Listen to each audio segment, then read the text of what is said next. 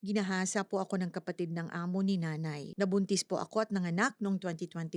Namatay ang baby ko dahil natamaan ng kamay ng ka-live-in ko dahil sa kalasingan. Anim po kami magkakapatid, pang-tatlo ako sa panganay. Ang tatay ko po ay magsasaka lang at nangangamuhan at ang nanay ko po ay kasambahay nila. 2020 po, kasagsagan ng pandemic, isang masamang pangyayari po ang nangyari sa akin. Ginahasa po ako ng kapatid ng amo ni nanay. Binabantaan ako na ipapa-unalive pag magsumbong ako. Nabuntis po ako at nanganak noong 2021 nang alam ng mga tao ay maruming babae daw po ako dahil walang ama ang anak ko. Napunta po ako sa Cagayan de Oro at namasukan na tindera. Nakilala ko si Jomer. Nagsama kami 2023 hanggang 2024. Namatay ang baby ko dahil natamaan ng kamay ng ka-live-in ko dahil sa kalasingan. Mula noon, umalis akong mag-isa sa Cagayan at pumunta ng Laguna. Sa ngayon po ay nagtatrabaho po ako sa isang junk shop sa Binyan para makaipon ng pera para po maka-abroad. Dapat pa po ba na umibig ako ulit or hindi na?